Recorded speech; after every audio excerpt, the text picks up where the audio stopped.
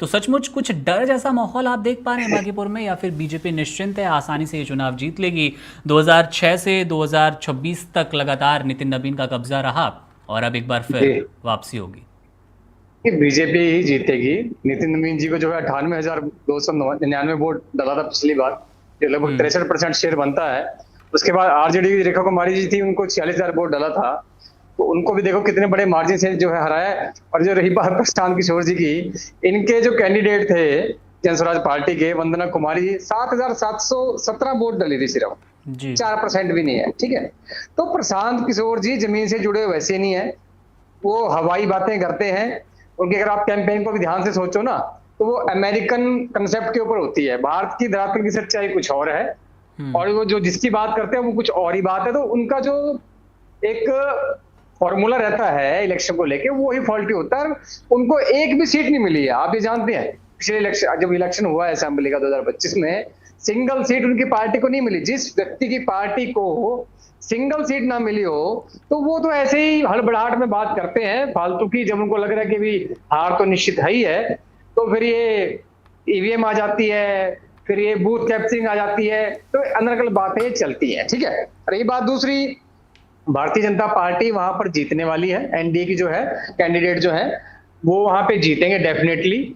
और ये जितने भी लोग हैं, ये ऐसी बात करने वाले हैं क्योंकि इनको पता है। रही बात जेनजी की, देखिए जेनजी कोई माहौल नहीं था यहाँ पे जंतर मंतर पे। एक जो आम आदमी पार्टी, कांग्रेस और समाजवादी पार्टी है, इनके बुलाए हुए गुंडों ने वहां पर जो आतंक मचाया है, जो झगड़े डाले हैं, इस हिसाब से माहौल बनाया था। क्योंकि यूपी इलेक्शन को देखते हुए और पंजाब इलेक्शन को देखते हुए आम आदमी पार्टी पूरा फोकस लगा के बैठी हुई थी। हम्म। दिल्ली में साफ हो गए हैं, हमको खतरा है कि भी पंजाब में भी हम साफ होने वाले हैं, वो हो गए डेफिनेटली। तो उसको देखते हुए ये जो है जेनजी कोई ऐसा इनके साथ नहीं आने आया है। ये कहते हैं जी, अब केजरीवाल जी तो ये कह रहे थे कि बांग्लादेश में जेनजी ने सरकार पलट दी। अरे भाई, बांग्लादेश में पीएम कौन बना? तारिक रहमान बने हैं। वो कौन है? खालिदा जिया के बेटे हैं। खालिदा जिया कौन है? शेख हसीना से पहले वही पीएम थी। अरे भाई, वो पुरानी सरकार वापस आ गई है। वो ब्रिटेन में बैठे हुए थे, उन्होंने प्रोपेगेंडा चलाया, अपने उनके पार्टी में छोड़े, गुंडाई हुई, कुछ हम्म। विदेशी ताकतों के साथ संयोजन बना, उन्होंने साथ लेकर के जो वहां प्रोपेगेंडा किया, और ये तख्ता पलट हुआ। वही ढाक के तीन पात वही आ गए वापिस से। सिर्फ शेख हसीना को वहां से निकालना था और कुछ नहीं है। ये सोचते हैं कि भारत के अंदर भी जो है ऐसे ही तख्ता पलट कर देंगे। अरे भाई, बांग्लादेश और भारत की सरकार में फर्क है। भारत एक मजबूत देश है, बहुत मजबूत है, परमाणु शक्ति है। आप उसकी सरकार को ऐसे नहीं पलट सकते। हमारा जो है इंटेलिजेंस नेटवर्क बहुत मजबूत है। तो ये छोटा सा इन्होंने किया है यहाँ पे, बहुत यहाँ पे जो इन्होंने गुंडाई दिखाई है, तो इनको लगता है जेनजी इनके साथ आ गया। ऐसा नहीं है। जेनजी, देश की सरकार को जेनजी ने पहले भी चुना है, ठीक है, हम्म। और आगे भी चुनेगा। और सरकार अच्छा काम कर रही है। और सरकार ने, देखिए, हमारे मंत्री जी का कोई इन्वॉल्वमेंट नहीं था पेपर लीक में। ऑफिशियल ने क्राइम किया, उनको जो है एफआईआर भी हुआ, अंदर भी डाल दिया गया है, नौकरी से भी निकाल दिया गया। सरकार अपना काम कर रही थी, पर इन्होंने ऐसा माहौल बनाया। देखिए, जनता जनार्दन है, ठीक है, सरकार चाहे कोई भी हो, अगर जनता प्रेशर बनाए तो सरकार को कहीं ना कहीं झुकना पड़ता है। और हमारी सरकार ने जनता की बात को ध्यान में रखते हुए नैतिक तौर पर जो है धर्मेंद्र प्रधान जी ने इस्तीफा दिया, और अब सरकार जो है एक ठोस कानून बनाने वाली है। इनके समय में बहुत हम्म। पेपर लीक हुए हैं, पर इन्होंने पर कोई कानून नहीं बनाया। मृगन जी, जी, नाराजगी तो है ना, सवाल वही था। और अभी हम संदीप जी से भी यही समझ रहे थे कि इस पूरे प्रोटेस्ट के बाद, इस नाराजगी के बाद, क्योंकि पटना में भी हमने देखा किस तरह से प्रोटेस्ट हुआ, गोलीबारी की भी खबरें आई, लाठीचार्ज, आंसू गैस, सब कुछ हुआ। तो उसके बाद जनता नाराज है, युवा नाराज है, तो उसका असर नहीं देख पा रहे कि आप वोटिंग प्रतिशत में कहीं ना कहीं वो सब कुछ नहीं नजर आएगा। आएगा? क्योंकि क्योंकि जो दंगे हुए हैं वो पेड इनके वर्कर थे या कुछ हम्म। गुंडे बुलाए हुए थे। वो सारे भाड़े के लोग थे जिन्होंने वहां पे दंगा किया है। असली स्टूडेंट बहुत कम थे। कुछ स्टूडेंट को आपने देखा भी होगा, कुछ टाइम के बाद, 2-4 दिन में वो चले भी गए थे कि यहाँ तो कुछ और। क्योंकि स्टूडेंट की जो मुद्दा था ना नीट का, वो तो बहुत पीछे रह गया था। वहां तो और ही बात, थोड़े उमर खालिद की बात होने लगी थी। वहां पे कुछ हम्म। और ही तकिए कलाम पड़े जा रहे हैं, जुमले बोले जा रहे हैं। मतलब आप समझ रहे थे, वहां कैंपेन ही कुछ और चल पड़ी थी। बाद में किसानों का मुद्दा उठा लिया। उनको लग रहा था कि हर वर्ग से 10-20 हजार लोग आ जाएंगे, जगह वहां पे कम है, तो यहाँ पर जब जमावड़ा होगा, सरकार को हो जाए, सरकार की जो इमेज खराब हो, यही करना चाहते हैं। इनको दंगा ही भड़काना है। आप ये भी देख लीजिए, पार्लियामेंट के अंदर भी विपक्ष कोई भी ऐसी प्रोविजन लेके नहीं आ रहा है जो उस लॉ को अच्छा करने में सहायता करे। विपक्ष का काम क्या होना चाहिए, कोई प्रोविजन दे, कोई टेक्निकल जो है हम उसमें टेक्निकल जो है इंप्रूवमेंट बता सकती है कि आप ये टेक्नोलॉजी यूज करिए, या आप ऐसा सुझाव दे कि भी आप उसमें पेपर फॉर्मुलेशन में क्या स्टेप लिए जा सकते हैं, कुछ तो सुझाव दे। मुद्दा ही नहीं है, अब कहते हैं हमेशा इस्तीफा दे दे। इनको केवल और केवल झगड़े करा के रखना है। ठीक है, तो आप कह रहे हैं कि तमाम प्रोटेस्ट, तमाम नाराजगी के बीच किसी तरह का कोई असर नहीं होने वाला, वो सब पेड प्रोटेस्टर्स थे, वो छात्र। नाराजगी है ही नहीं, अगर नाराजगी होती तो वो लंबा भी चलती, नाराजगी है ही नहीं है। 30-40 हजार लोग जो जंतर मंतर पे थे सब पेड प्रोटेस्टर्स थे। आप एक बात समझिए, कांग्रेस पार्टी का काडर बहुत बड़ा है, भले ही वो सरकारों में नहीं है आजकल, ठीक है, पर उसका जो वर्कर बेस है वो पूरे इंडिया में है। कांग्रेस पार्टी, समाजवादी पार्टी और आम आदमी पार्टी के लिए दिल्ली में 40,000 बंदे इकट्ठा करना कितनी बड़ी बात हो सकती है, आप सोचिए। कुछ बड़ी बात है भी नहीं, अगर 5-5 हजार लोग बुलाए तो वो दिल्ली से बुला सकते हैं। 40,000 आदमी कोई ज्यादा आदमी नहीं होता है, आप उस बात को समझिए। जब अन्ना हजारे जी का प्रोटेस्ट हुआ था तब हम मानते थे कि लोगों ने विद्रोह किया था, और जिसका इन्होंने जो है अवसरवादी नेता केजरीवाल ने फायदा उठाया, अन्ना हजारे को जो है बैकफुट पे कर दिया और यहाँ पर सरकार बना के बैठ गए, लोगों के साथ उन्होंने धोखा किया और बाद में करप्शन करी। ठीक है, लौटेंगे आपके पास फिर से।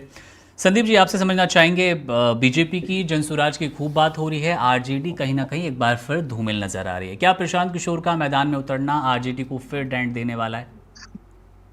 आरजेडी अपने कहते हैं खुद ही पतन पे जा रही है। प्रशांत किशोर के इसमें रोल करने की जरूरत नहीं है, क्योंकि जिस तरह से पूरा छात्र आंदोलन चला, चाहे दोनों भाइयों में से लालू जी के कौन सामने आकर के कुछ बोला, किसी ने कोई स्टेप लिया, कोई छात्रों के लिए 2 शब्द बोला, लेकिन जिस तरह से जंप किया इन्होंने केजरीवाल टाइप पॉलिटिक्स में प्रशांत किशोर ने, बताइए, इनको 3.4% वोट मिले थे पूरे विधानसभा चुनाव में जो है अभी जो पिछला हुआ है।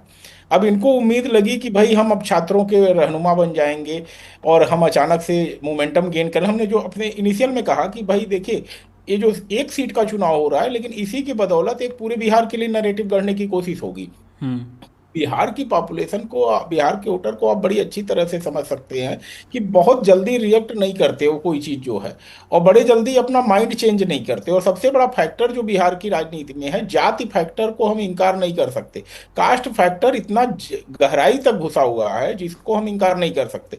तो ऐसे में प्रशांत किशोर के लिए कोई उम्मीद जगेगी मुझे नहीं लगता। लेकिन हाँ, मृगेंद्र चौधरी जी ने जो अभी बात कही उससे मैं इत्तेफाक नहीं रखूंगा कि जो जंतर मंतर पे प्रोटेस्ट हुआ वो पेड प्रोटेस्टर थे, उसमें छात्र थे, छात्रों का ही आंदोलन था। हाँ, ये कह सकते हैं उसको डिस्टर्ब करने के लिए कुछ पेड लोग आ गए, कुछ वित्त पोषित लोग आ गए। अब मुझे वित्त पोषण किसने किया इसके बारे में मैं टिप्पणी नहीं करूंगा, लेकिन पूरे आंदोलन को कलंकित करने के लिए जो है कुछ लोग आए और जिन्होंने छात्रों के आंदोलन को जो है एक अराजक तत्वों का आंदोलन बना दिया अपने राजनीतिक फायदे के लिए। तो इस मामले में मुझे जो समझ में आ रहा है, बिहार का चुनाव कहीं न कहीं अपने जो पैटर्न है उसी पे नतीजे देगा। ये छात्र आंदोलन से कोई बहुत ज्यादा फर्क नहीं पड़ेगा, क्योंकि जब युवा और जेनजी की बात हो रही है तो भाई जेनजी तो हमारे नितिन नवीन भी जी आते हैं, चिराग पासवान जी भी आते हैं, तो भाई ये लोग भी यूथ से कम्युनिकेट करते हैं। भारतीय जनता पार्टी में भी कई नेता हैं जो बच्चों से कम्युनिकेट करते हैं। तो उनके जो फॉलोइंग है, उनके जो सपोर्टर हैं, उनका मनोबल इतने जल्दी रातों रात बदलने वाला नहीं है। कोई बहुत बड़ा घटनाक्रम अगर हो जाए तो बात अलग है। इसलिए मैंने कहा ना कि ये भरत तिवारी वाला जो मामला था, ये बहुत बड़ा फैक्टर होगा, क्योंकि सोशल मीडिया के चलते चला है खबर जो है, तो इसका कुछ असर पड़ता है यूथ के माइंडसेट पे, सोचने पे, या बिहार के लोगों के मानसिकता पे, या फिर तिवारी सरनेम के चलते एक जाति विशेष के वोटर्स पे। तो इन सब चीजों से मैंने कहा ना, बिहार में जाति बहुत बड़ा फैक्टर है। तो शांत किशोर के लिए तो कोई गुंजाइश यहाँ मुझे दिखाई नहीं दे रही है जो है अभी। बिल्कुल। विक्रांत जी, आपसे समझना चाहेंगे, जनसुराज प्रशांत किशोर का बार बार आरोप है कि प्रशासन का इस्तेमाल इस चुनाव में जीत के लिए हो रहा है। संदीप जी ने शुरू में बताया भी कि जिसकी सत्ता होती है, जिसकी सरकार होती है, अमूमन वही पार्टी जीतती नजर आती है। 90% मामलों में ऑलमोस्ट ऐसा देखने को मिलता है। क्या बीजेपी के इस आरोप से आप, बल्कि प्रशांत किशोर के इस आरोप से इत्तेफाक रखते हैं, या बीजेपी जो इनकार कर रही है वो ही सही बात है? प्रशांत किशोर जी को अपना हार दिख रहा है, वो बौखलाए हुए हैं, इसलिए झूठा आरोप लगा रहे हैं कि प्रशासन उनके लोगों को पकड़ रहा है, ये कर रहा है, वो कर रहा है। अरे भाई, कोई जरूरत ही नहीं है भाजपा को इन सब प्रोपेगेंडा में फंसने का, इस सब मैटर में फंसने का। वो स्वतः चुनाव जीत रही है, भाजपा भारी मतों से जीत रही है। प्रशांत किशोर जी का वहां क्या है? कुछ नहीं है, 0। 6-7 हजार वोट पिछली बार आया था उनको, इस बार भी उतना ही बस सिमट के बढ़े जाएंगे।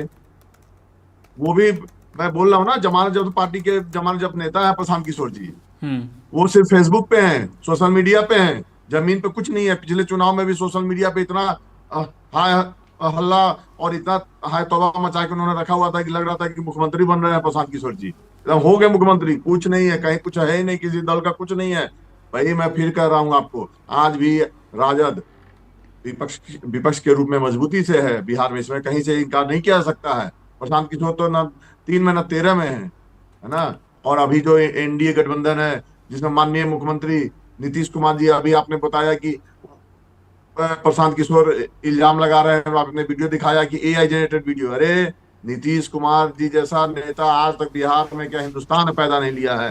उनके किए गए कार्यों को दूसरा राज अपनाता है और वो एआई वीडियो जनरेट करेंगे। आज भी प्रतिदिन नीतीश कुमार जी रोज हजारों कार्यकर्ता से मिलते हैं, प्रतिदिन वो एआई जनरेटर वीडियो डालेंगे, प्रतिदिन हजारों कार्यकर्ता से मिलते हैं। नीतीश कुमार जी पे इल्जाम लगाना या भारतीय जनता पार्टी हो, चिराग पासवान जी हो, जीतनराम मांझी जी हो, उपेंद्र कुशवाहा जी हो, ये पांचों पांडव मिलकर के चुनाव लड़ रहा है, कहीं कोई टक्कर में है ही नहीं। ये बहुत अच्छे से और भारी मतों से चुनाव जीता जा रहा है और प्रशांत किशोर ऐसे ही रह जाएंगे।